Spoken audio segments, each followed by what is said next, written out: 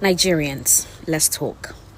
I think you guys collectively need to come together and realize that you are the common denominator. As in, all these countries that are coming together to ban you, to get rid of you, to not want you in their country, we are not all going mad. You guys need to finally accept that you are the toxic that we are all trying to get away from. And I understand that it sounds like I am generalizing right now. And I'm really not. Unfortunately, the bad apples are doing too much that we cannot see the good apples anymore. We cannot see the good ones anymore because the bad ones are just so many. And so now it is either the good ones are holding the bad ones accountable for completely ruining your integrity and your name, or you guys just stay in your countries. Bear in mind that we have all traveled to find greener pastures elsewhere. I am Ghanaian, but I'm not in Ghana right now. But guess what I do? I obey the rules, the laws, and the regulations in the land that I am in. And that is what most people do. I am not saying that there are no bad Ghanaians out there, but it seems to be Nigerians who are making Africa become this highlighted toxicity that nobody wants to deal with.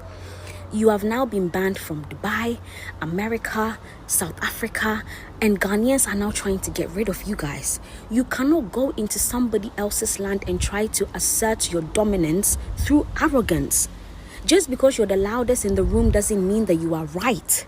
Even when a Nigerian is making a video complimenting Ghana, there is still an insult in there.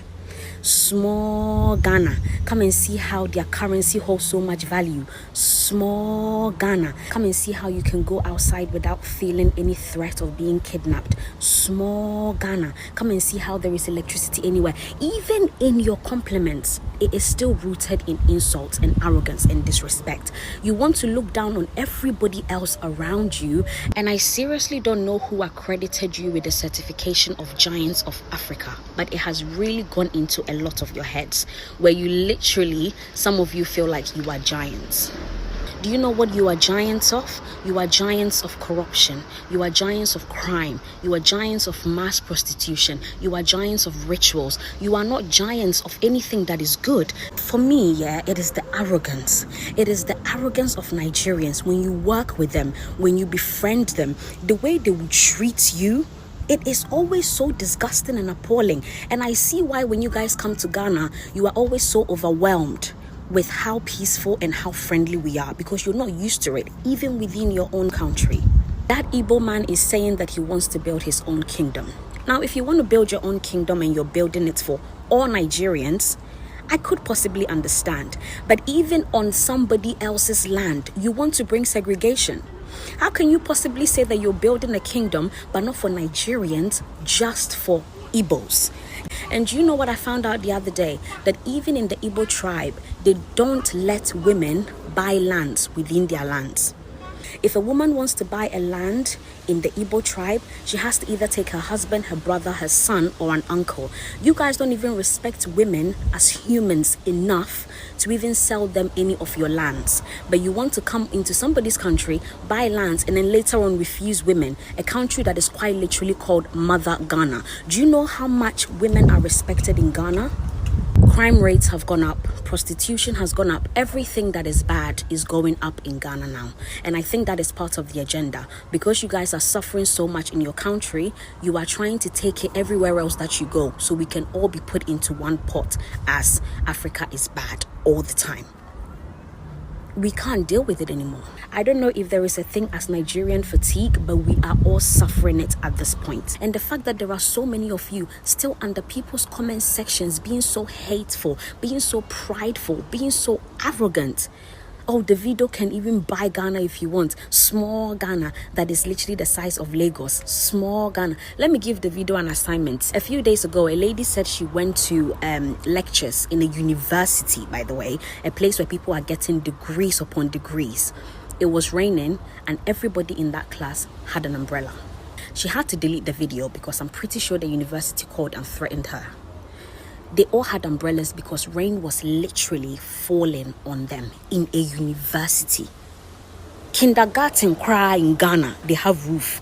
So tell Davido, go and put a roof over that university, because it is shameful. Upon all the arrogance and the pride, you would think you guys will actually put that energy, all that energy, into something useful. It is Ghana that you think you want to come and improve. You want to improve somewhere, improve your nation first, improve your tribes first, and then we can start talking about the other countries. And very lastly, if you try to come under my comment section to spew nonsense, I need you to understand that I am not the one. I am not one of those Ghanaians. I am not polite. I will meet you boot for boot. I promise you.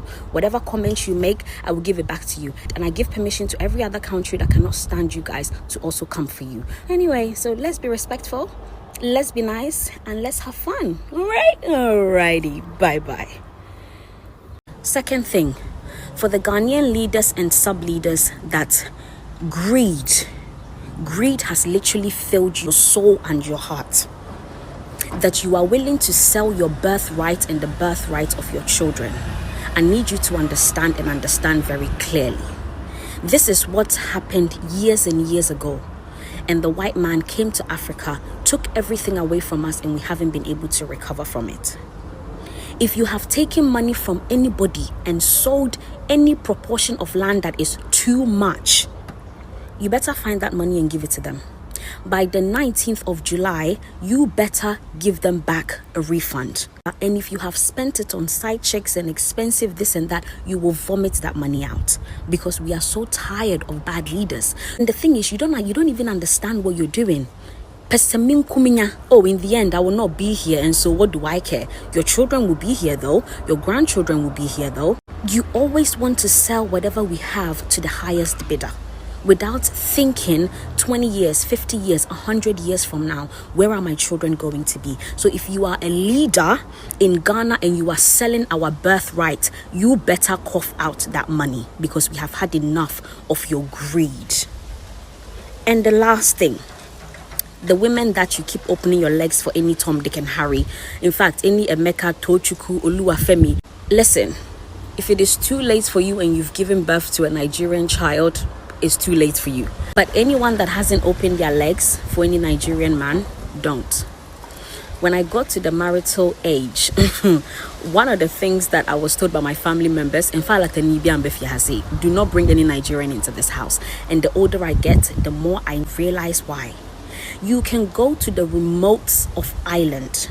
You can go to literally countries where people haven't even heard of, and there will be a mixed race kid who is the father, a Nigerian man. Where is he? Nowhere to be found. They are walking around increasing the rate of single motherhood like it's nobody's business.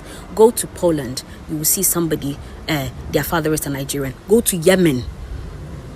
They are everywhere, and they are just dashing their semen to anybody that will take it. Protect your eggs. Protect your eggs. Eggs. Imagine a heartbreak. Imagine on top of that, being left with a child. On top of that, knowing that you have to work 2-3 jobs for the rest of your life to fend for that child. And then on top of all of that, your child is now carrying the last name of Olufemi, Olua Tolu, Olua Spencer, and you are literally stuck with it for the rest of your life. Protect your eggs. Protect your eggs from any man, full stop. But the Nigerians, protect your eggs double, triple, because they are walking around dashing children left, right, center with no intentions of actually looking after them. Again, I know it sounds like I'm generalizing, and I'm really not, because there are good people, incredibly good people. But the bad ones, you guys need to start holding them accountable